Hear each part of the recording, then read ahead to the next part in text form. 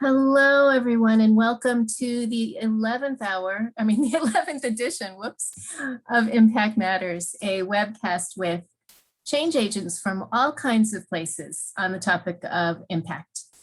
Today's conversation marks the 1-year anniversary of this webcast, and I started it as a pandemic project, but it has kind of taken on a life of its own, and here we are still. So thank you to all who are tuning in live and who listen in via YouTube. And thanks for bringing your energy and your curiosity to the webcast each time. I'm Amy Hall, founder and president of Impactorum, an advisory service for sustainability and CSR professionals. With me is Sienna Spitzer, who's the secret sauce behind our social media and event announcements. I don't write them all myself. Sienna will point out a few features of the Zoom platform and the chat room. Sienna? Hello, everyone.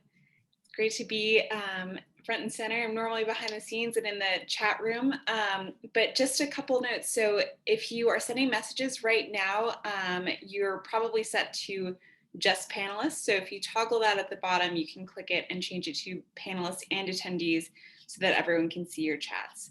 And later on in the session, we're going to have a Q&A portion. So please feel free to put those questions and who you'd like to ask them to in the Q&A box at the bottom of the screen.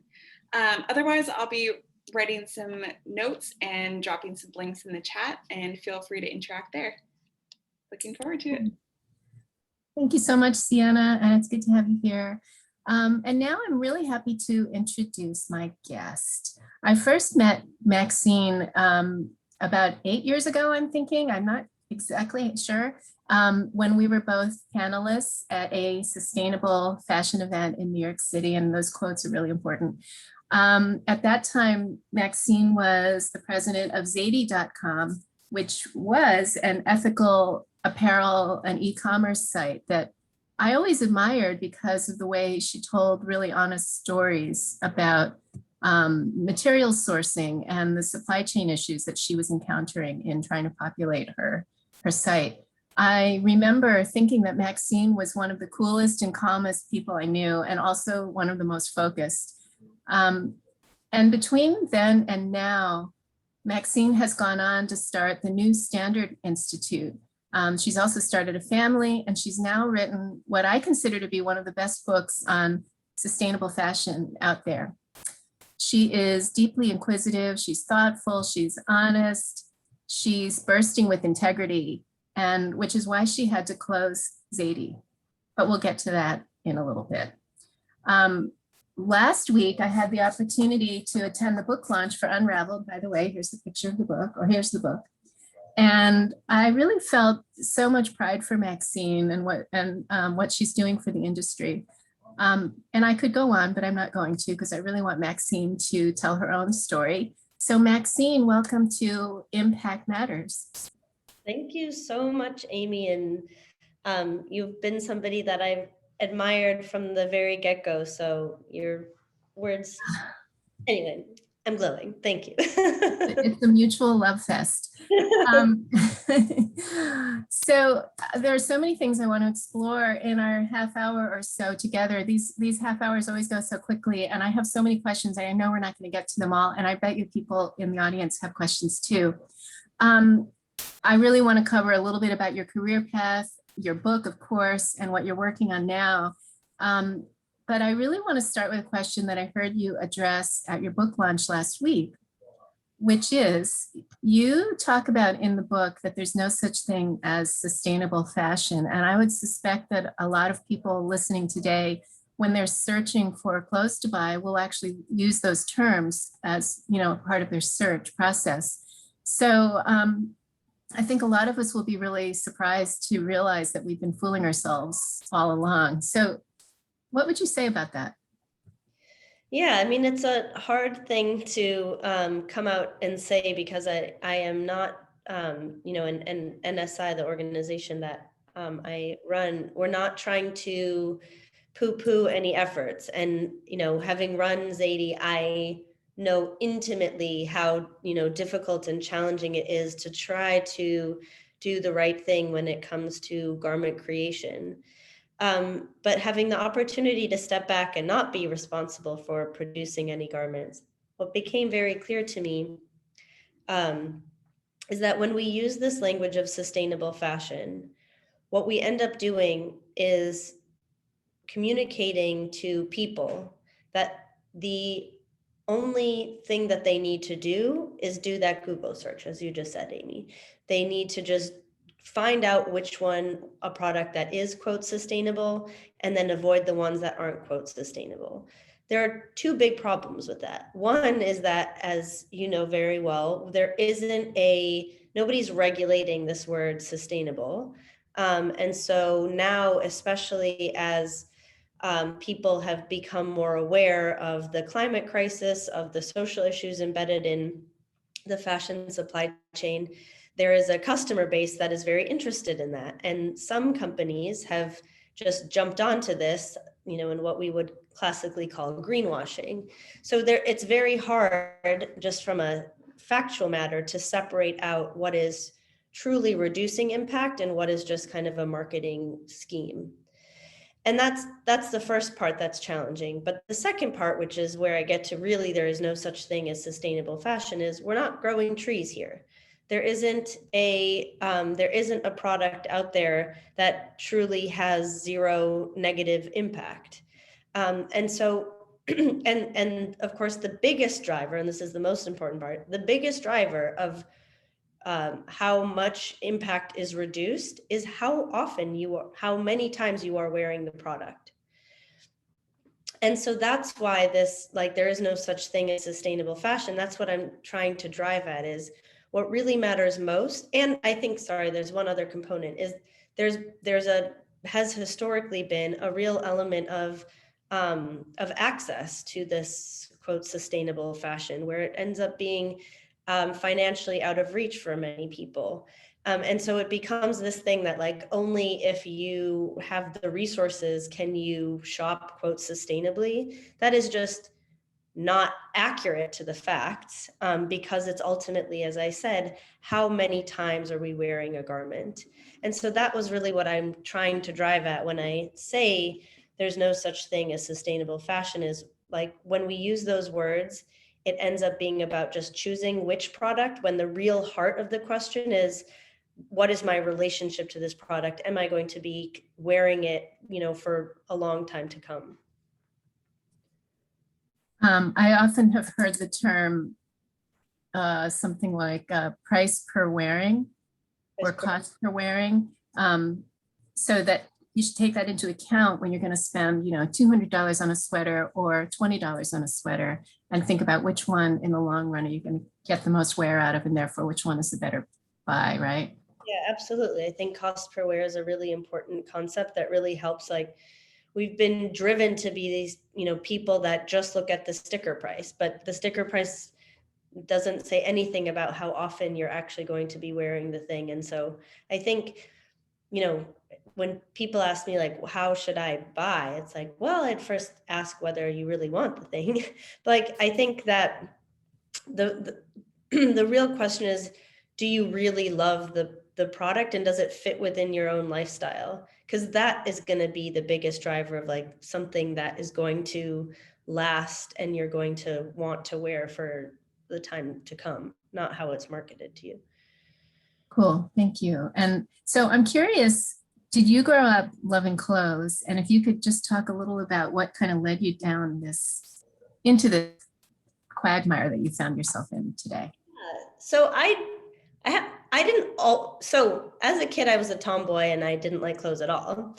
And then I had an epiphany, or probably it's called puberty. And I wasn't like a clothes horse, but I loved clothes, and I had a real appreciation for kind of how what you wore was a kind of demonstration of what you wanted to be out in the world. But that was always, I don't know, and how I grew up kind of you couldn't be a fashion person, I don't know, that was not, I was an immigrant child. I was expected to do something serious, medicine, or if not medicine, law. Those were kind of quickly squashed. But I think I always appreciated and understood, and my mother was the same, just like the power that clothing has. I didn't understand its economic and social power, but the kind of psychological power that clothing has. And I remember, like, before an exam, I would always get dressed up and not look schlubby, because if I felt I looked put together, I would like perform better, sort of thing. But I didn't go into fashion. I can't say I'm like a super creative person either. And so I kind of came into fashion in a reverse backward. I don't know the right term, but I was working at the United Nations. And I saw there at the time, it was working on the Millennial Development Goals that have now become the Sustainable Development Goals. And my kind of second time working at the UN, I was working at the Rwandan Criminal Tribunal, which is in Tanzania, when I was in law school. And I spent time there in Tanzania, in Arusha, visiting markets. And I was born and raised in Minnesota, which is where the Mall of America is, which is where Target is located. Target was my first job. So I knew how things were like sold to me, but it was the first time that I saw how things were made. And I would go to these markets and I would track down where the piece was made.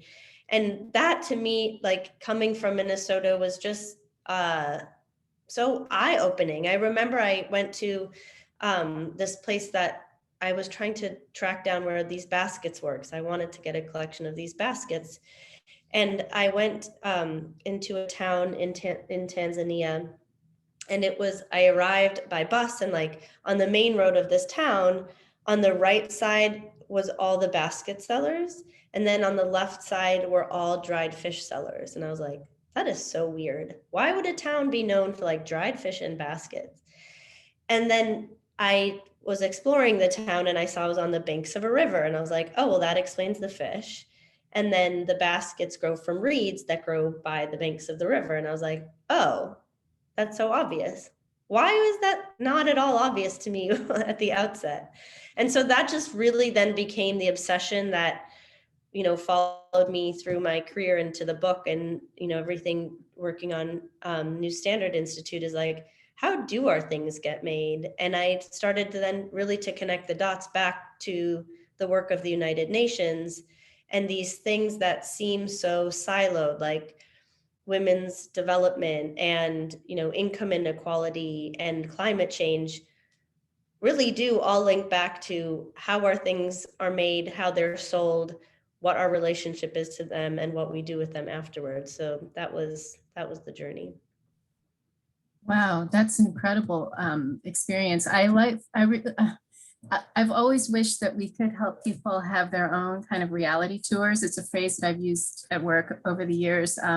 Can't take every customer on that kind of a trip, but luckily through your book, this one here, what a coincidence. You have taken people to China, to Bangladesh, to Ghana, to the United States, to Texas in particular, and also other places, and have really gone in deep in each of these areas. And I feel like we've kind of gotten into your head a bit and really understood the logic that you yourself went through in order to arrive at these conclusions that you've made. And I wonder if you could just talk a little about, maybe just start there. If you could wish that consumers could have this experience and learn one or two important things from your own travels and your own revelations, what's the main message that you'd like for them to get from this book? Yeah, I mean, I think it's hard because it wasn't like this one moment, right? It was seeing all of it, seeing all of those resources being put into this thing that we then have such a disposable, and not like when I spent time speaking to a lot of shoppers, like they don't when you dig deeper, they think that they have like a great relationship with their clothing, but as soon as you spend time, and these are just like average women, not, you know, like not people who've gone through any sort of reform or any, you know, like earthy people, they don't have a super positive relationship with their wardrobes. And, you know, I got to speak to psychologists and read the research about how, well, like half of American homes, their garages are not used for cars, they're used for stuff, which is crazy. And the actual psychological implications, both for young people and social media, which is driven by consumption, but then also for other women who are finding that because there's so much stuff in their homes with their like closets overflowing full of clothes, that the cortisol levels that are normally like declining throughout the day are not actually able to decline. And so wait, you're saying we're stressed out because we have so much stuff? Yes. That's the problem. Okay. I mean, there's a whole suite of other stresses that are causing it, but there was research around this particular like causal link. And so, you know, I think to me, I had this epiphany, you know, on a clothes mountain in a landfill in Ghana that was on fire. And I was like, the moment just before I decided to run away, because that would be a really silly way to die, was thinking like all of these resources have gone into these things and they're just ending up here, like after maybe we've worn them, maybe we haven't. Like how just silly is that? Mm-hmm. I think that's you know, I think that in telling the story, and what I found is like people, you know, I think there's a lot of like shaming around people don't care, or like we can't get people to care, or they pretend to care but they don't. And I disagree with that. Anybody that I've like spoken to or have either read about or experienced it directly, like you don't unknow these things, and it does change one's relationship. So that is the hope with the book, is by, you know, going through that journey, that on the other side people have a different relationship with their, not just their clothing, but their identity, and seeing themselves as citizens, not the consumers that they've been told to see themselves as. Well, you do a little bit of a deep dive into a couple of fibers, some that I think are surprising that you might critique. The first one that I think people would be surprised about is organic. And, you know, this started with your visit to Texas and visiting Carl Pepper, right? Is that right? The farmer anyway, long story, but, and he himself had a transition, or like an epiphany around the difference between conventional and organic. But I think I'd love to hear a little bit about your take on organic as a kind of category in itself of clothing, and why we should be a little skeptical when we read that word. Yeah, so it goes back into there's no such thing as sustainable fashion part, because so now when I say this, it doesn't mean like I'm against organic. I like very much, it is far superior than the like new conventional chemical agriculture. So I need to just put that. Thank you. But there are two things I think that relate to the organic question. One is that as a person who is navigating, trying to find the sustainable thing, when they are told that something is organic, when I've spoken to people, they believe that that means that the whole product is somehow sustainable.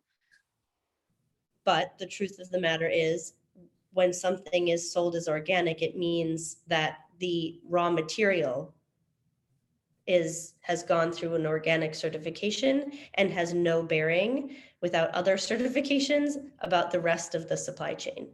And when it comes to climate change, the textile mill is actually the most important part. The farm is important, but not nearly as important as what's happening in the actual textile mill. So that's kind of the first part. And then the second part, which is what Carl helped me understand about the organic label and just researching more about it, is it came about because mothers were concerned about the pesticides on apples for their children. So the motivation, and I think this also just helps understand motivation for laws and, you know, how they come to be, which the organic label is a law. It's a certification that the U.S. Department of Agriculture actually certifies. So it's a U.S. government body that actually certifies. But they did it as an anti-chemical standard. That's how it started. And so it's really about not using these man-made chemicals in the process of production. It is not about soil health. It's not a certification. And there is another certification that Patagonia is working on soil health. But the organic standard is not that. It does try to incorporate kind of more practices that would improve soil health. And soil health matters because that is where kind of climate beneficial things can happen. We don't know to what degree they can. But that when we're thinking about climate change, when we're thinking about those impacts, it's around soil health, which the organic standard doesn't directly relate to. So those are the things I think again, like the net, it's much better than conventional, but it's still misleading in its application.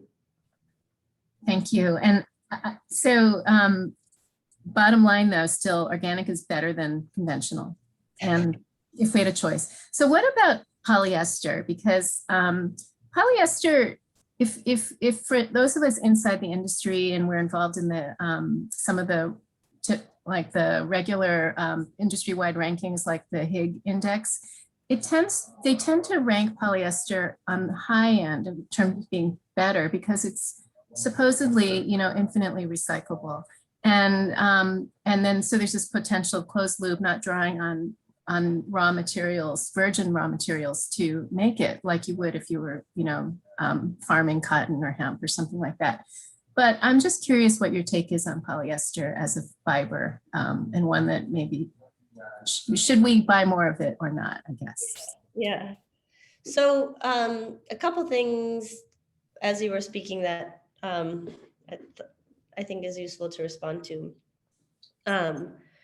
One is Higg, and I like the scores don't include the end of life. And so when we think about those scores as like equivalent to how sustainable they are, that isn't what they even sell themselves to be. So I think just as an industry, we have to move away from seeing that as an equivalent to what is and is not more and less sustainable. The second thing, as you were saying, is like that to me, sorry, the book and what I was trying to do is really just not say like, come at it from what I think things should be, how I think they are, but just try to understand what they actually are on the ground.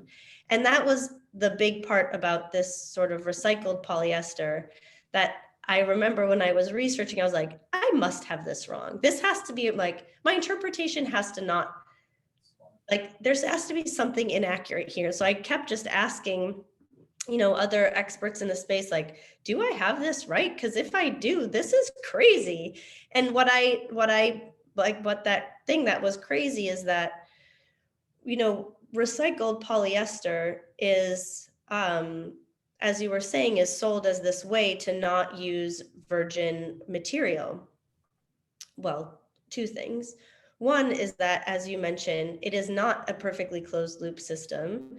And when you take a recycled plastic bottle and you convert it into a polyester fabric, we don't have the technology right now to do anything with that fabric again.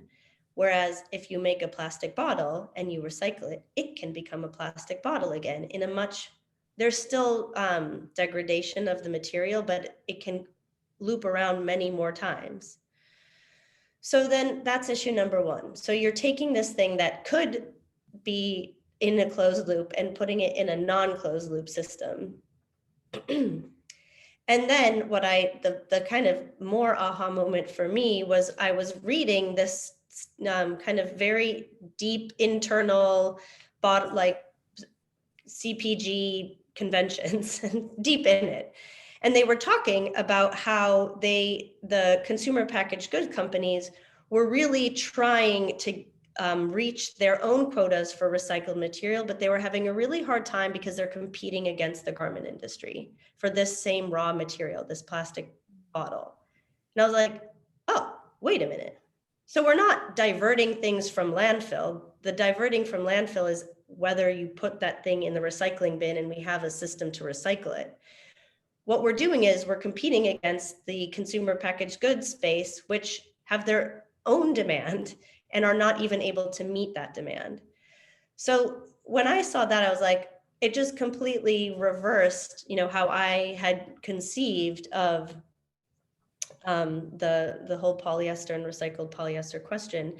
And then kind of going back to the Higg and the end of life, it's none of it is taking into account the microplastic pollution that polyester has. So of course there are issues with, organic material, natural fibers, but we have to have our eyes wide open as to we just in all of these things have to move away from like marketing and aspirations of what we want these things to be and understand how they actually operate on the ground, because that's the only way we're going to be able to address these real life problems. Like I always say, like, the climate and earth doesn't care about like our creative accounting or our like marketing campaigns. It just cares of like what's actually happening on the ground. So we have to kind of move away from sort of what we would want these systems to look like to what they look like today. That's great. Thank you. Really great point. So on the flip side, so that's some of the environmental issues. Then we've got the labor issues, which I think have gotten a little bit dwarfed in recent years because people, rightfully so, I think, have really focused on climate. But we've forgotten that there's still people involved in all levels of the supply chain. That by and large, their wages haven't changed. Their working conditions maybe have improved a little bit, but what their wages can purchase hasn't changed. So their lifestyles haven't changed markedly. And we've separately grown up this whole industry around social auditing. I mean, when I started in this work, there wasn't really any social auditing happening. And now it's a huge industry, sure, it's in the billions of dollars. And yet not much has changed, right, for the workers. And so I just wonder if you could talk a little bit about some of the claims we might be seeing on our labels related to the labor side, and why should we be skeptical?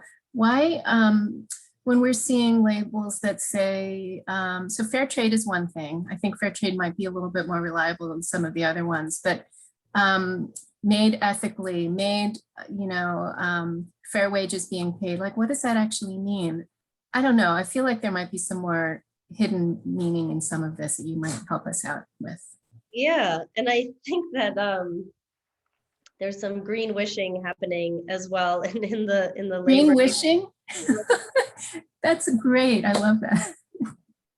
I didn't coin it. I don't know who did. It's Googleable. I don't remember who did, I should say, but it's a good one. But I think that, a lot of times when companies, will say they use ethical factories and it's ethical manufacturing, and then you dig deep, it's like, oh, you just audit in the same way that like any other big company audits, like in the same way that even the company that would never claim to be ethical audits. But I think, it's interesting to hear, from your vantage point, like when you started to hear about audits and use audits yourself, because from my research, basically what I understood is that the whole auditing regime came about back when Nike was getting in trouble back in the 90s. And so to me, it's always important to really look at history and the kind of source of these things, because auditing was developed to protect like brands. right? It wasn't, they weren't developed to say like, you know what, we really have a problem in this space. Like we need to like improve wages. We need to, improve purchasing power. The whole auditing regime came out of the like legal departments of brands to protect their brand equity. And I think we need to understand that source, because it also explains the, for the, by and large, what purpose it's serving today. So, there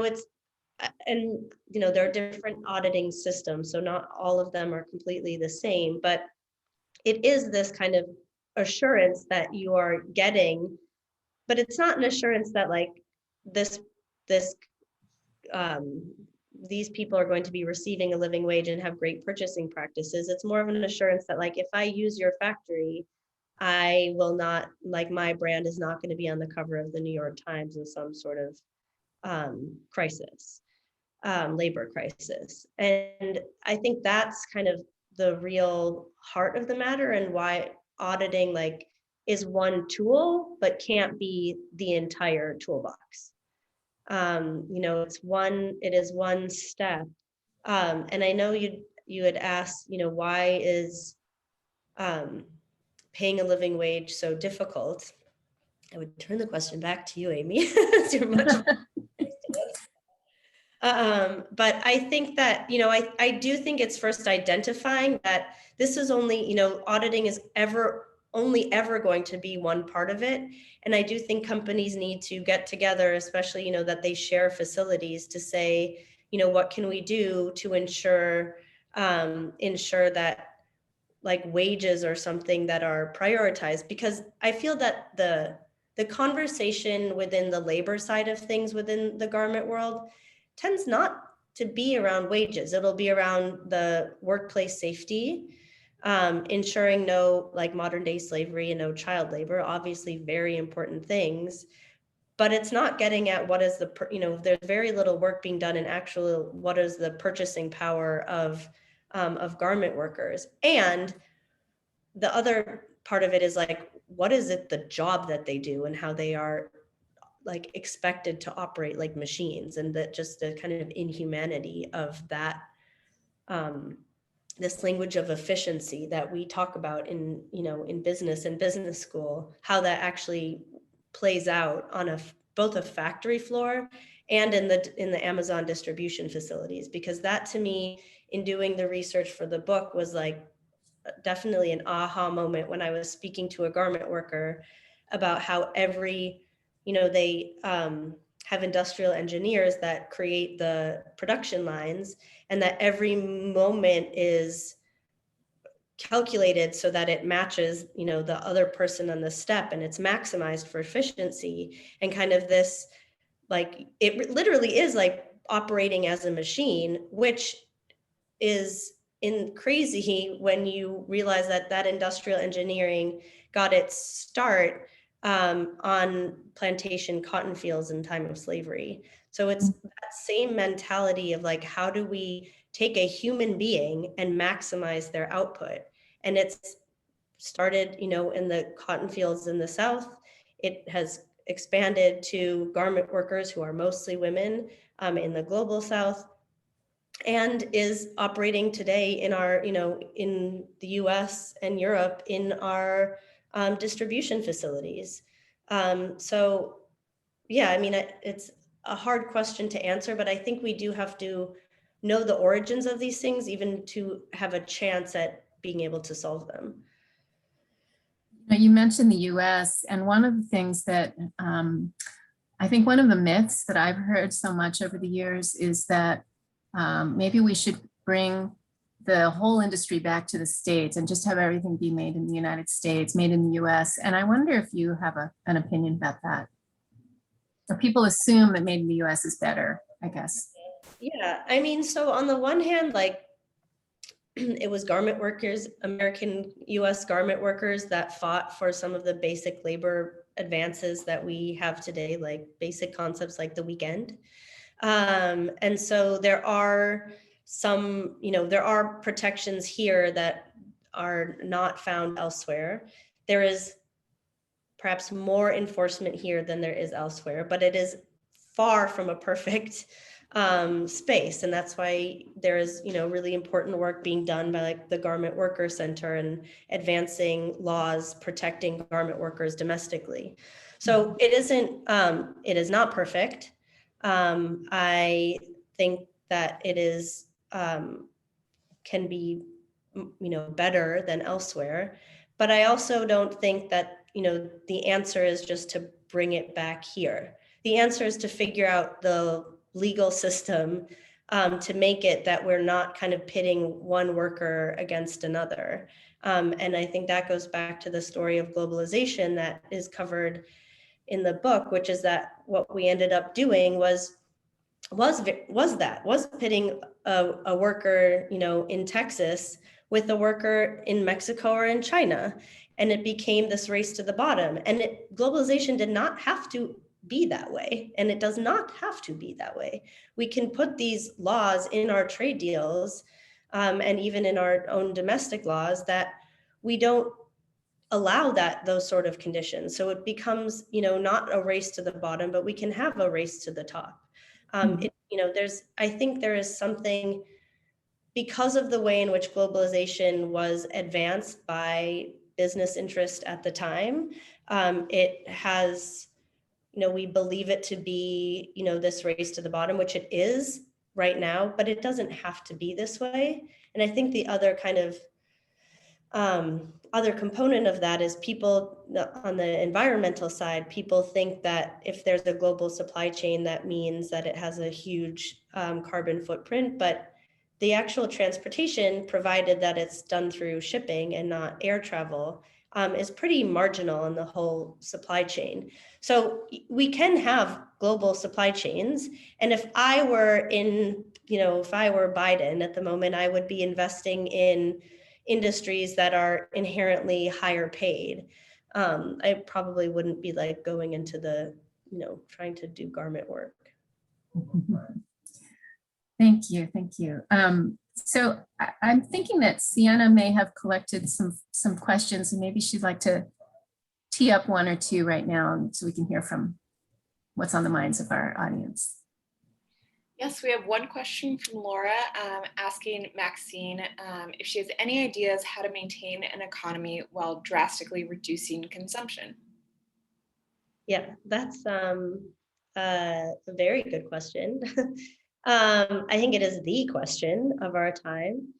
And I think, so I think that there are some like basic hurdles that we have to get through and things that are complicated that we don't yet have the answers to. For example, if we move to a kind of an economy that is not focused on growth, which is, I think, what all scientists pretty much are saying, needs to happen.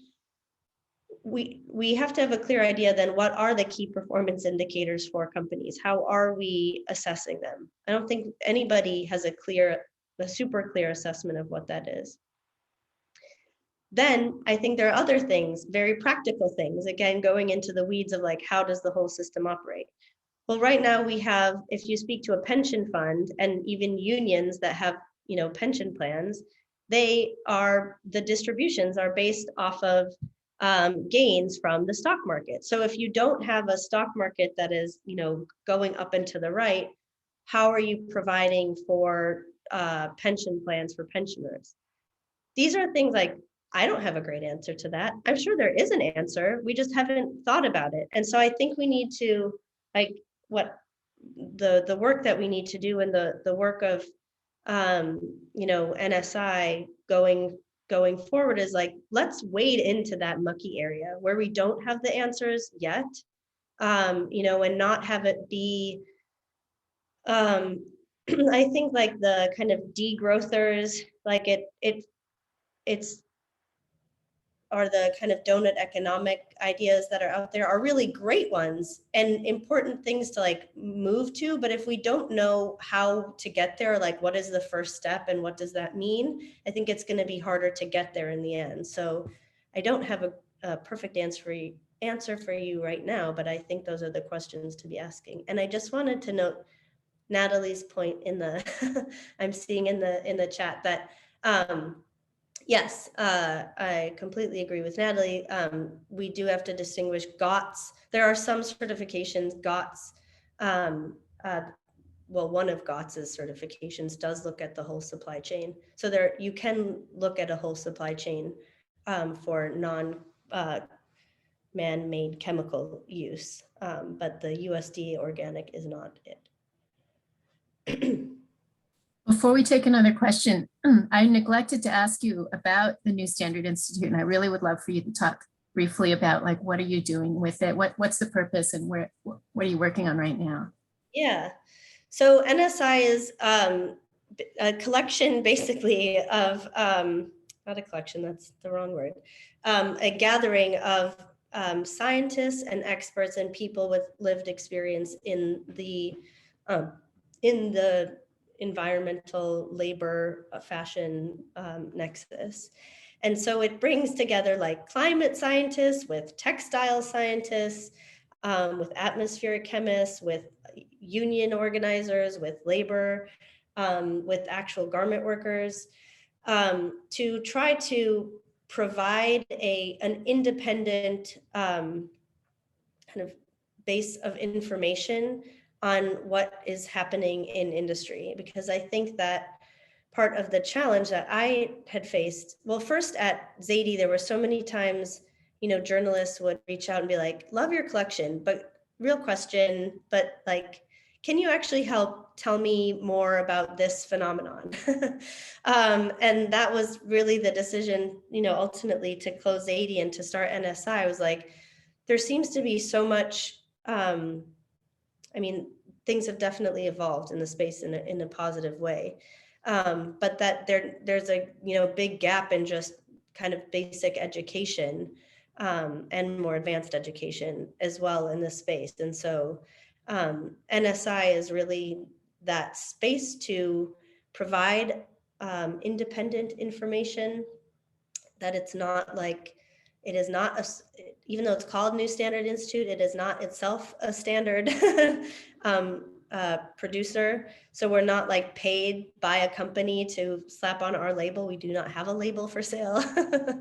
And so that is the work. And then the work that we're really leaning into increasingly now is on the actual policy side of things. So seeing that, you know, we can help citizens engage in the subject. We can help brands that want to do things responsibly, but we're not seeing the speed of that happening fast enough. And so we're really looking towards policy solutions. What are the laws that might be implemented to address some of these deeper labor and environmental concerns? So that is the area of focus going forward for NSI. Thank you. We need that. We need you. Sienna, do we have another question? We had another question that Maxine already partially answered, but it was what led you to close Zady. But was there anything else that you wanted to expand on? No, I think that yeah, it's so I find it interesting because when I was going through school, like certainly when I was in graduate school, the concept that was pushed at us the most, like if you were wanting to do good in the world, like social enterprise, like it was all about social enterprise, triple bottom line, win-win, da da da da da. And I remember even which Zady was a social enterprise. And I remember when we were fundraising for Zady, I kind of grimace when I think about this now. I think I told Amy this story, but we sold it as kind of the Whole Foods of fashion. This was before Whole Foods was purchased by Amazon, of course. And it was because it was telling the story behind garments in the same way that Whole Foods did with food. And I remember saying, like, we know, you know, in our parents' generation are the people that were, you know, the venture capitalists. Like in your generation, people marched, and like now we know that that's silly, like that the real way to change the world is through business. And I was just definitely regurgitating the thing that had been presented to me in graduate school, like that it was such a neoliberal concept that like the only way to change the world is by operating within like the business mindset. And of course now, we know that that is not true. And I think that both the pandemic and the really important work of Black Lives Matter has demonstrated that marching does matter and is needed. And we do need to think beyond business to actually change these things. And that was kind of a bit of a revelation to me in Zady. Was like, it was this cool company and it was covered a lot, and like, but at the same time we still had to sell stuff. And I just remember thinking like, no matter how, like, with how much integrity we produce this product, if we can't say like, don't buy this thing, and nobody else is saying it at the time, then are we really going to, like, is that the most impact that we can actually have? And so that was the kind of tough question to ask ourselves. And that's where, the real decision was like, and this isn't to discourage anybody in the space. That was my own, like, personal journey with it, but that we really didn't need to focus a lot more on education if we wanted to really kind of move the needle in a broader way. So there's so many other questions that I could get into with you, but you just said something about not buying this clothing. And I think that we've all heard this, the most sustainable thing you can do is not buy anything or not buy clothing. And so I just wondered if you could imagine what is real meaningful impact in sustainable fashion? What does that mean? Is there a way for you to define that, or how do you think about that? And this is going to be the last question, unfortunately. I wish we could go on.